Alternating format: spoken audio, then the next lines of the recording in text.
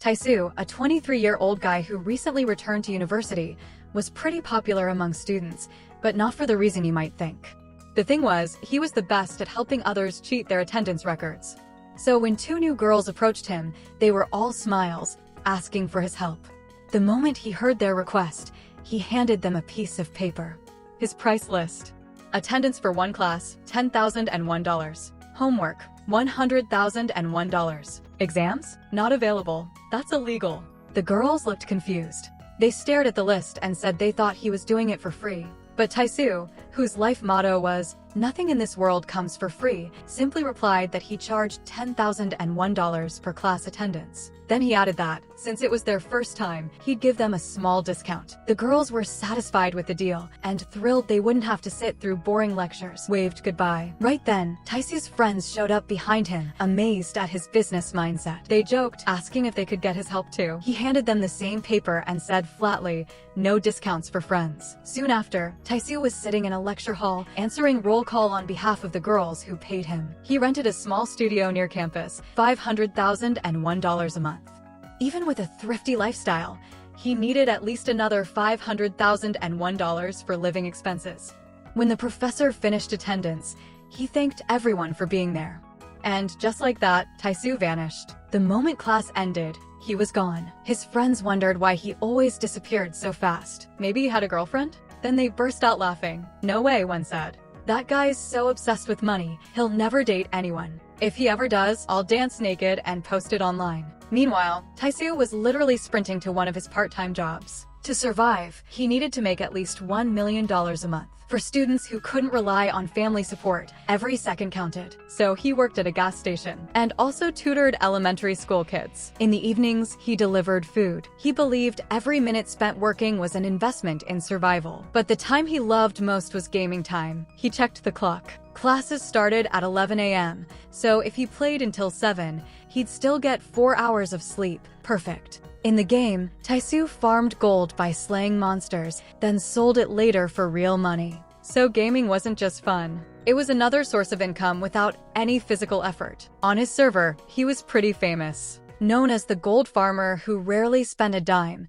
but somehow always made a profit. Then out of nowhere, another player appeared, trash-talking him, even insulting his parents. Taesu ignored the troll and finished off the monster he was fighting. But the stranger wouldn't stop, spamming the chat with insults. Eventually, things escalated and ended up at the police station. A young woman was shouting that she wasn't guilty, that she'd only defended herself, and that she was the one being scolded unfairly. Just then, Taesu walked into the station and froze when he heard her voice.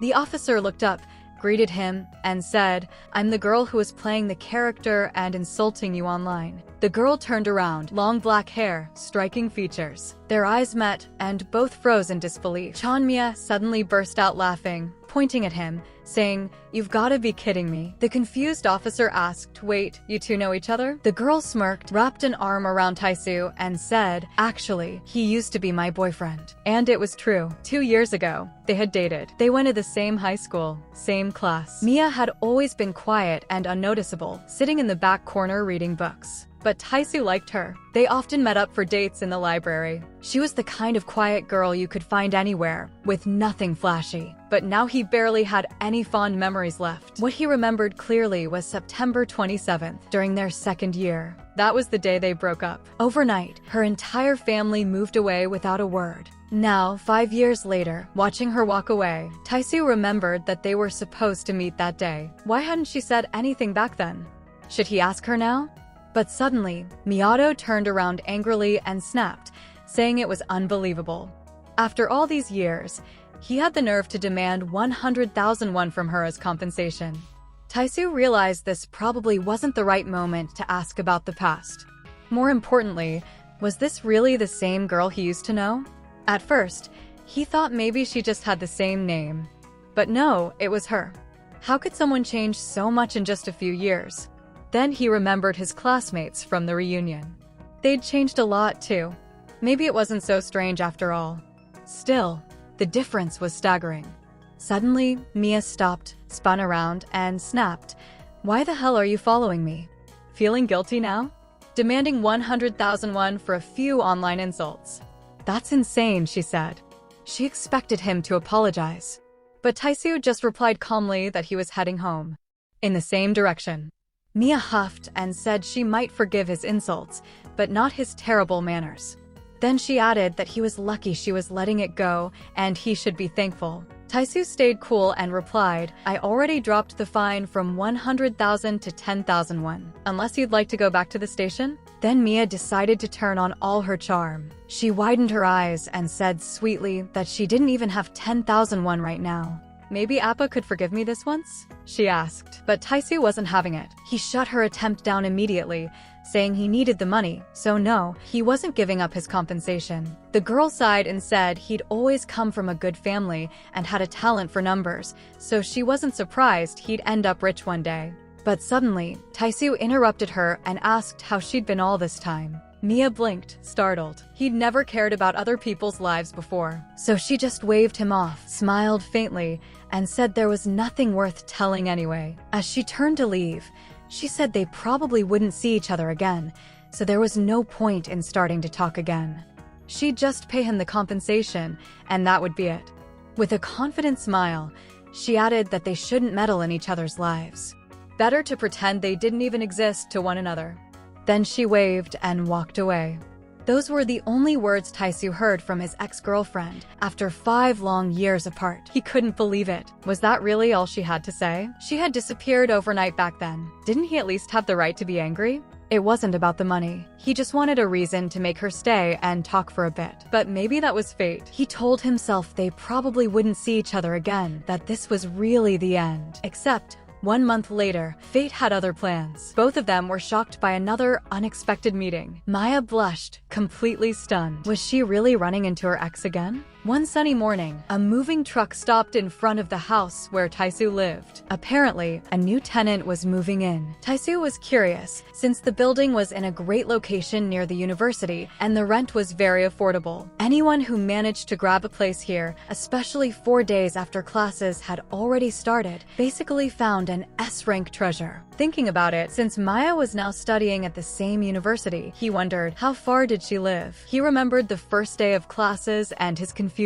He still couldn't believe they were going to the same school again. Staring straight at her, he asked, "What are you doing here?" Maya looked at him like he was some kind of creepy monster. "What are you doing here? Are you stalking me?" She even grabbed her phone, ready to call the police. But Taisoo lightly tapped her on the head and told her to stop talking nonsense. Then he showed her his student ID, proving he was enrolled in the Department of Media Communications. Maya's eyes went wide. "Wait, you're majoring in media communications too?"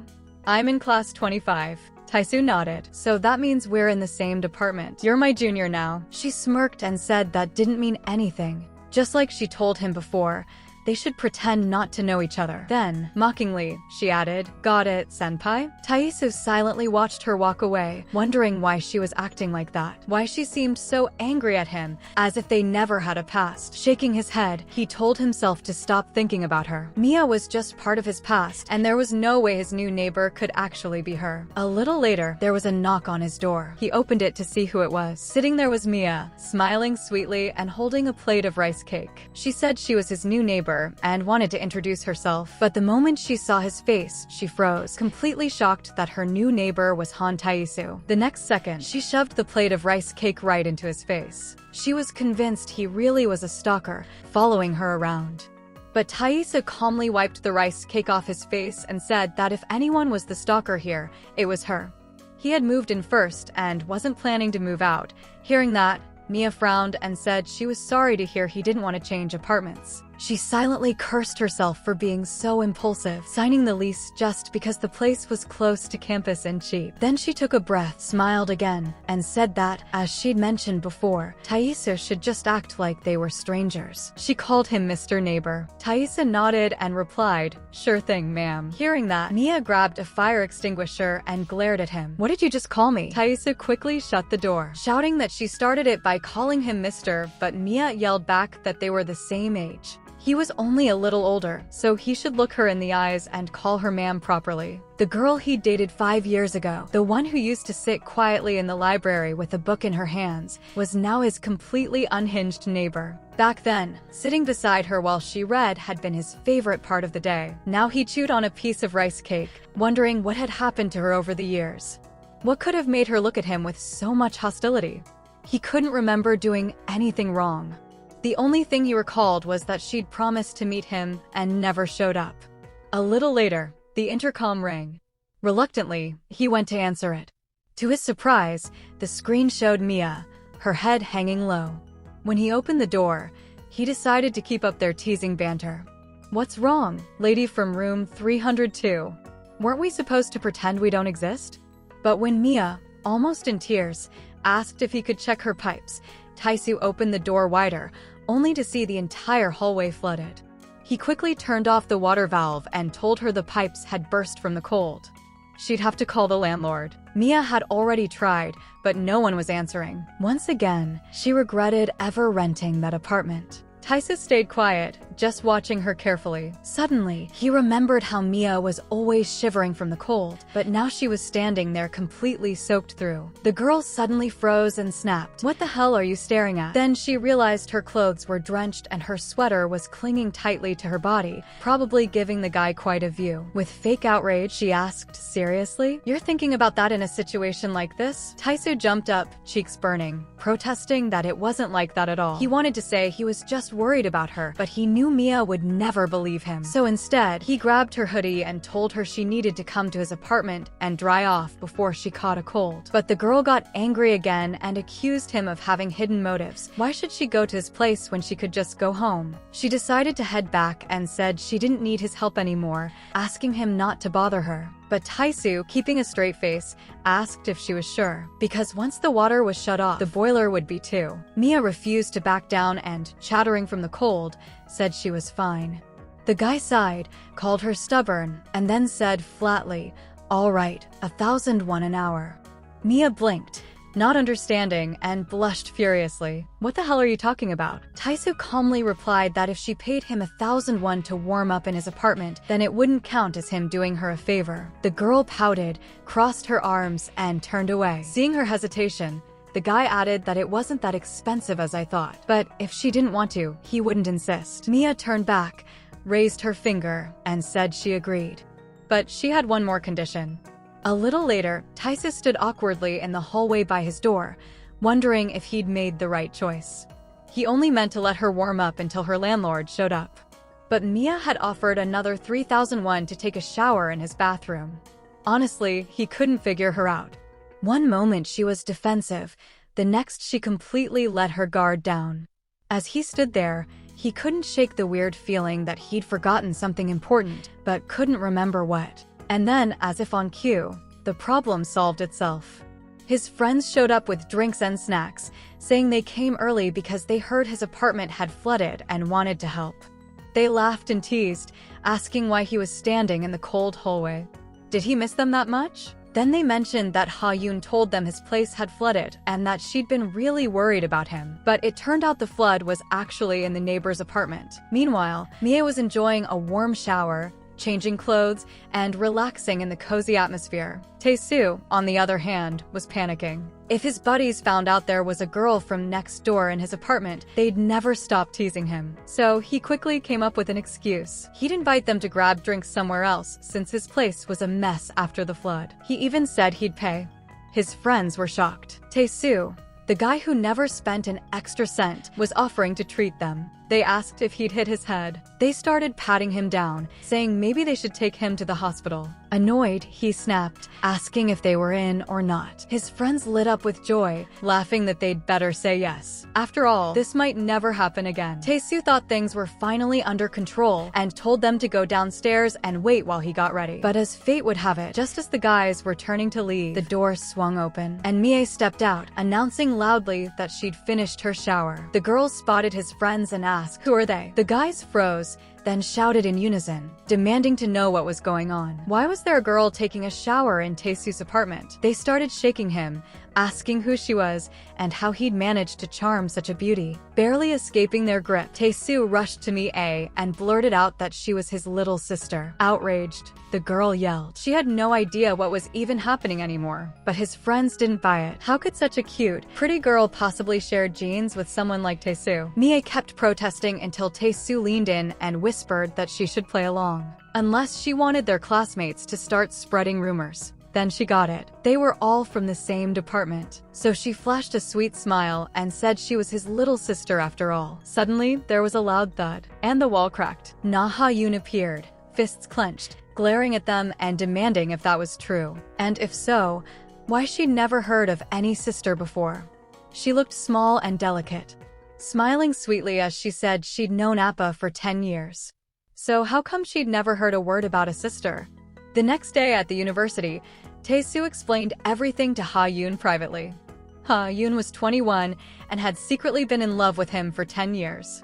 So now, she needed to make absolutely sure nothing was going on between him and Mi-ae. Satisfied that no one was competing for her crush, she walked ahead, humming happily. Taesu had known Ha-yoon since childhood. They grew up in the same town. She was the youngest in a family that owned a big taekwondo studio. Even though she was short, she had a natural talent for martial arts. She'd become a local legend by the time she was in 6th grade. The locals even gave her a nickname, the Crazy Chihuahua. Despite what Taesu told her, Ha-yoon couldn't help but worry about Mi-ae's return. She knew the two of them had dated once. She was shocked by how much Mi-ae had changed, especially her looks.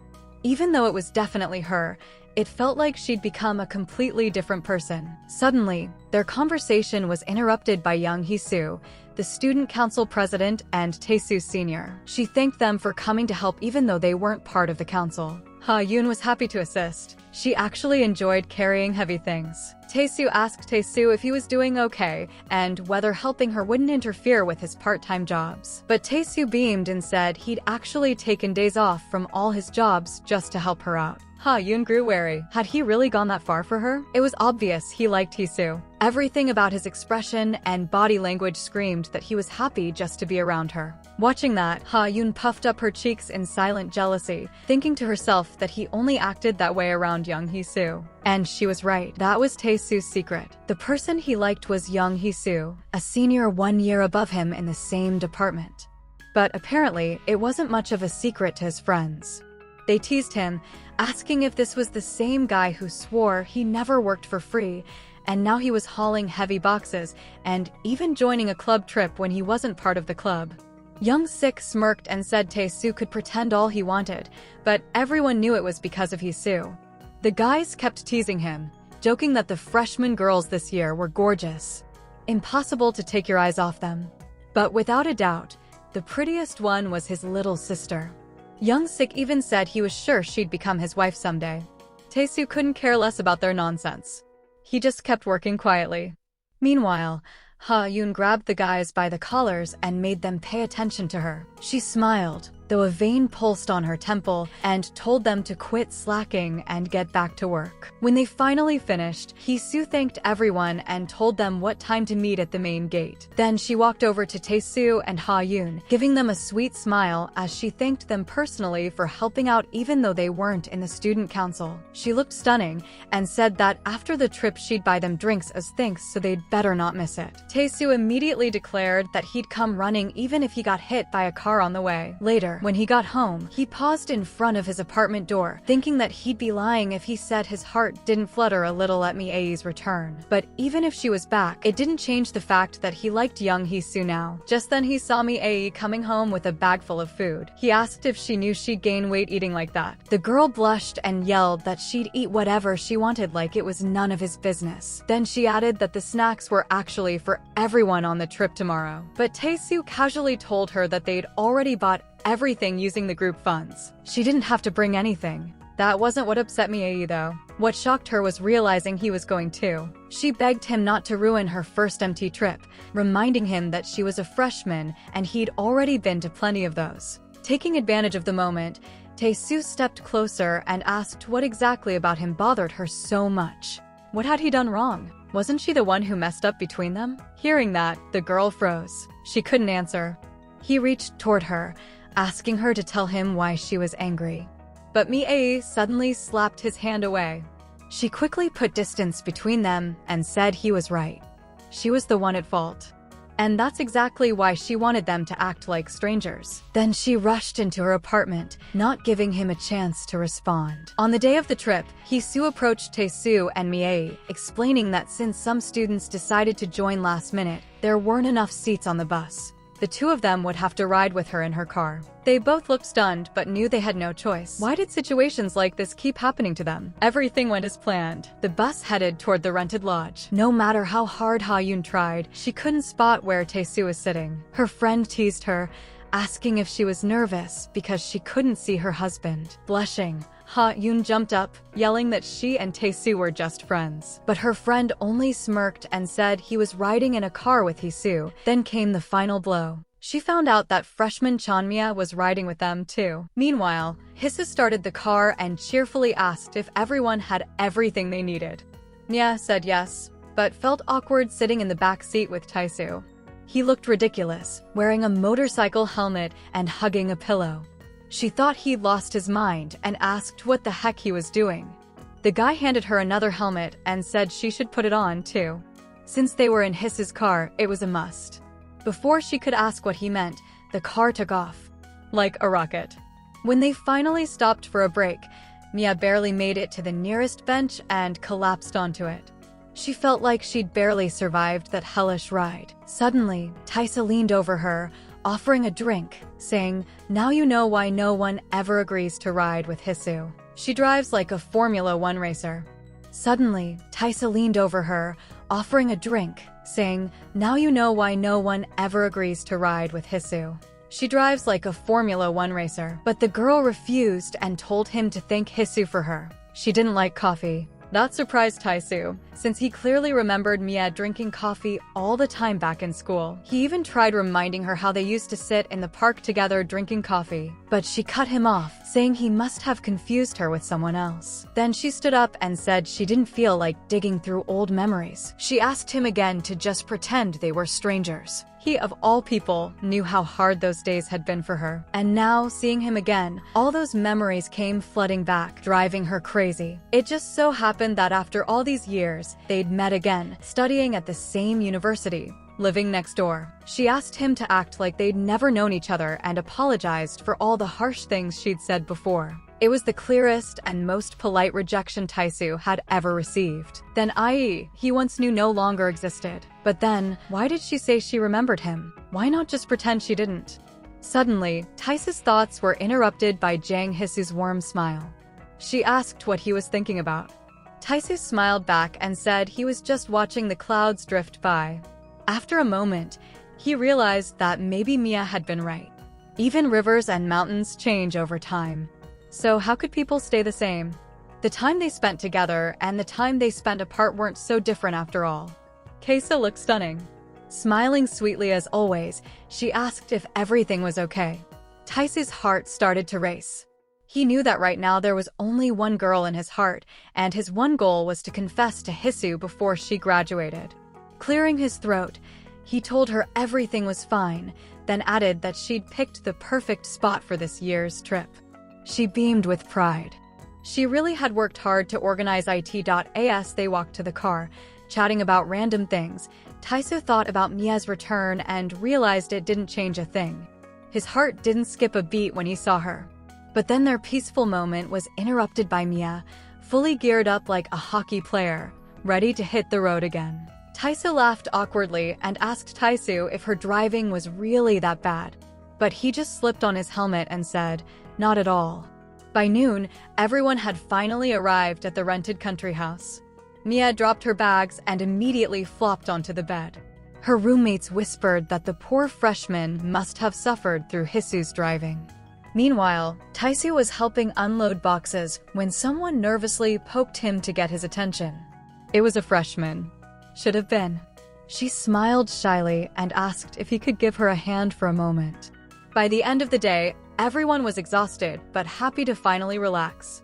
Isu cheerfully raised her can of beer and announced that the freshman trip had officially begun. The organizers had mixed everyone into groups of 6, pairing freshmen with upperclassmen to help them get to know each other. Everyone was having fun, except Taesu, who couldn't care less, and Ha Yoon, who was clearly jealous of every girl around him. Unfortunately, Mie was also assigned to their group. She asked if she could switch with someone, but Isu said changes weren't allowed until an hour later. Taesu quickly noticed that, unlike the other groups, his was made up entirely of girls. And he was the only guy. Naturally, every other guy in the room was glaring at him, wondering how he'd gotten so lucky to be surrounded by all the campus beauties. But Taesu wasn't even enjoying it. On one side, Dabin kept begging him to drink with her, and on the other, Ha Yoon guarded him like a watchdog. Then he noticed something. Mie was drinking alcohol. Feeling his gaze, she frowned and asked, "What? Do you want me to toast with you every time I take a sip or something?" He said that wasn't it. He didn't even understand why he was feeling this strange concern for her. One thing was clear. This trip was going to be long and exhausting. This year, there were way more people on the trip, and the reason was obvious. The new freshman influencers. One of them, Ha Yoon Ji, was a studied vlogger and streamer. She'd started streaming back in 9th grade and now had over 40,000 subscribers. Another was Dian Woo, who hosted a late-night radio show where she told scary stories. Maybe it was her pale skin and husky voice, but listeners loved her. As for Dabin, Taesu honestly had no idea who she was or if he should know. That's when Yoonji excitedly announced that Dabin ran a channel called A Day of Fun with Dabin, and that she was a super popular gaming YouTuber with nearly 320,000 subscribers. Dabin blushed, but was clearly happy that people recognized her, even though she'd just started college. The girls kept bombarding Taesu with questions, but he couldn't relax. That was all the jealous stares coming from the other guys. Then, out of nowhere, Dabin's eyes lit up. "Wait, you play games too? Don't tell me you play Goobabstery." She could hardly believe it. She'd been playing that game since elementary school. And when she found out Taesu played on the same server, she almost jumped for joy. Then Taesu casually looked over at Mie and said, "You play on that server too, right?" Mie nearly spit out her drink. They'd agreed to pretend not to know each other. She forced a smile and acted clueless, asking if they were talking about some part-time job or something. But Dabin was too excited to notice. She started ranting about a player everyone called the annoying gold farmer, a total menace who ruined the fun for everyone else. Without hesitation, Taesu pointed at himself and said, "That's me." Later, Dabin was washing her hands in the bathroom, still in disbelief. She should have guessed that the annoying gold farmer was him. His username even had his real name in it. Dian Woo, standing nearby, asked why she'd been looking for him anyway. What had he done? Dabin suddenly remembered their emotional goodbye with their guild master. After her fight with Taesu, the master had to quit the game to earn money, to pay Taesu the compensation he'd demanded. If it weren't for him, she and the master would have beaten the final boss together. She was furious. Dian Woo asked if she was planning to get revenge. But to her surprise, Dabin turned to her with sparkling eyes and said she planned to seduce him instead. And she was sure it wouldn't be hard. In her mind, it was like something straight out of a manga or a romantic drama. They met at college. He's a senior, she's a freshman. Neither of them knows they're sworn enemies. And despite everything, his heart starts to burn with love for her. Then, right when he finally confesses his feelings, she crushes his heart like an empty soda can under her heel. Dabin laughed like a true villainess, saying, "Isn't that brilliant?" Breaking his heart the moment he confesses. But Dian Woo sighed and said her brain was full of flowers instead of thoughts. Finally, they stepped outside. Dabin complained that because there were too many people in the house, she had to use the outdoor toilet. And now she was freezing. She kept grumbling about how unfair it was. Until suddenly, 3 huge men appeared in front of her. A few moments later, Dian Woo came running towards the group, shouting for help. She was panicking, screaming that Dabin was in trouble. But things weren't nearly as bad as they sounded. Turns out, She'd just been ambushed by members of the university wrestling team, who happened to be her huge fans. They were thrilled to meet their idol in person. Once everyone realized it wasn't serious, they all laughed it off, calling it an unplanned fan meet. When the news spread, more students decided to join in, running all over the place. So Hee-soo asked Tae-soo and Ha-yoon to help keep things under control. Tae-soo was just about to head outside when Mi-ae suddenly stopped him and asked him not to go. He frowned, confused, and asked what was wrong. Mi-ae looked serious and said there was a big problem in the girls' room. A few minutes later, she led him there but told him to keep quiet. No one could know he'd been inside. Then she pointed toward an outlet with an adapter plugged into it. Tae-soo blinked, unsure what she meant. Mi-ae typed a short message on her phone screen. "It's a hidden camera." He nearly shouted in shock, but she quickly shushed him. Once they stepped back outside, Tae-soo finally asked how she even figured it out. Mi-ae said it wasn't hard. One look at the outlet, and she could tell something was off. She'd seen setups like that before. Then she turned to him and said the real question wasn't what it was, but who installed it, when, and why. Looking at her now, Tae-soo caught a glimpse of the Mi-ae he'd known back in school, curious, intense, and completely absorbed in everything around her. He remembered all those days they'd spent in the library together, reading books and debating questions about life and people. She was always full of questions, always trying to understand what drove people to do what they did. Even when he corrected her or said she was wrong, she'd just laugh and say, "My mouth's faster than my thoughts." When she noticed him staring at her, Mi-ae blushed and awkwardly asked why he was looking at her like that. He cleared his throat and said it just felt weird and kind of awkward that she'd asked him for help. After how harshly she'd talked to him earlier in the lounge, she must have been desperate to call him now. Mi-ae turned red and quickly apologized, saying she only did it because she didn't know anyone else here. He was the only person she could trust with something like this. Finally, she said she'd just talk to him normally from now on. She needed his help. Even though it was awkward after what she'd said before, she felt she could rely on him. Tae-soo smiled and asked if she still planned to pretend they didn't know each other. Mi-ae bumped her fist against his and said she genuinely needed his help, and she wasn't planning to avoid him anymore. In that moment, Tae-soo felt like the real Mi-ae he'd known was finally back. They stopped by a vending machine, and Tae-soo suggested maybe the landlord had installed the camera. But Mi-ae dismissed that theory, explaining she'd checked the other girls' rooms, and only theirs had one. She also ruled out the male students. Hee-soo, the student council president, had assigned night patrols specifically to make sure no guys entered the girls' rooms. Thanks for watching. This is just the beginning. Subscribe to be continued.